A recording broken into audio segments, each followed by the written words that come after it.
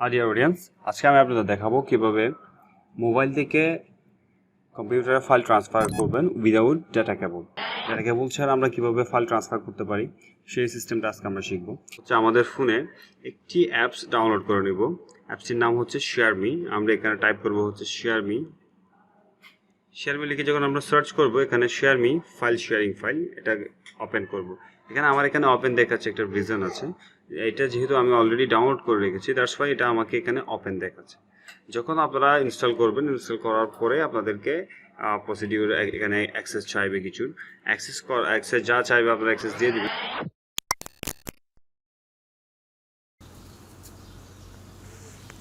আপনারা file transfer করার জন্য অবশ্যই একই ওয়াইফাই কানেকশনে রাখতে হবে। মোবাইল এবং পিসি দুইটা যেন একই ওয়াইফাই কানেকশনে থাকে। ওকে, আমাদের এখন যে কাজ সেটা হচ্ছে আমরা মেনু বাটনে ক্লিক করব। মেনু থেকে আমরা যাব শেয়ার ফাইল থেকে আমরা যে গিয়ার আইকনটি দেখতে পাচ্ছি, সেই গিয়ার আইকনে আমরা এই গিয়ার আইকনে আমরা ক্লিক করব। গিয়ার আইকনে ক্লিক করার পরে আমাদের কাছে এখানে উপর থেকে আমরা যে অপশনটি পাচ্ছি সেটা হচ্ছে কিপ ডিসপ্লে অ্যাওয়্যার। এটা মানে হচ্ছে আপনি যখন কাজ করবেন তখন হচ্ছে আপনার এই মোবাইলের যে স্ক্রিন, এই স্ক্রিনটি যেন স্লিপ মোডে না যায়। এটা হচ্ছে ডিসপ্লেটা যেন অন হয়ে থাকে। তারপর হচ্ছে আপনারা চাইলে পোর্ট সেট করতে পারেন। এখানে যে পোর্ট আছে, পোর্টে হচ্ছে 2121। আপনারা চাইলে সেটা অন্য কোনো একটা পোর্ট নাম্বার দিতে পারেন। ডিফল্টটা আমরা ইউজ করব। দেন হচ্ছে সাইন। এই সাইন বাটনে ক্লিক করার পরে আপনারা এখান থেকে পাসওয়ার্ড সেট করতে পারবেন। ওকে, আমি অলরেডি পাসওয়ার্ড সেট করেছি।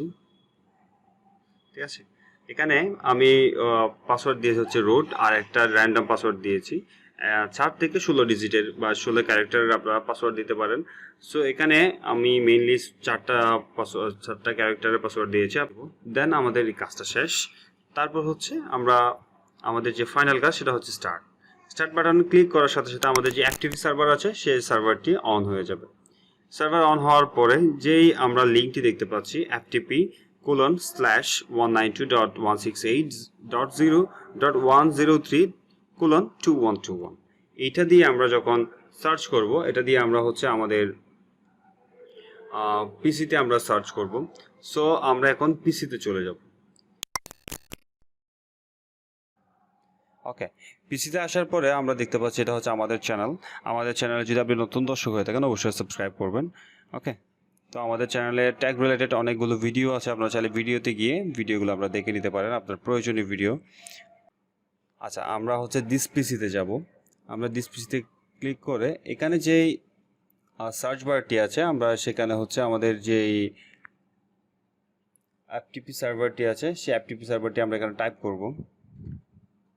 এটা হচ্ছে আমাদের সার্ভার। আপনার যে স্ক্রিন আছে, মোবাইল স্ক্রিনের উপরে এই অ্যাক্টিভ সার্ভারের লিঙ্কটি আছে। লিঙ্কটির সাথে আপনারা সিনক্রোনাইজ করে দেখবেন আসলে ঠিক আছে কিনা।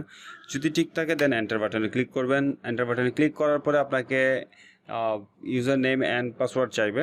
সো আপনারা যেটা সেট করেছেন, আমি সেট করেছি রুট দিয়ে। সো আপনারা রুট দিবেন, দেন হচ্ছে পাসওয়ার্ড, আপনারা যে পাসওয়ার্ডটি দিবেন সেই পাসওয়ার্ডটি দিবেন। ওকে, দেন হচ্ছে এন্টার করবেন। এন্টার করার পরে আপনার ফোনে যত ধরনের ফোল্ডার আছে সব ধরনের ফোল্ডার এখানে শো করছে। সো এখান থেকে আপনারা ছবিগুলো প্রিভিউ করতে পারবেন না। সো আপনারা হচ্ছে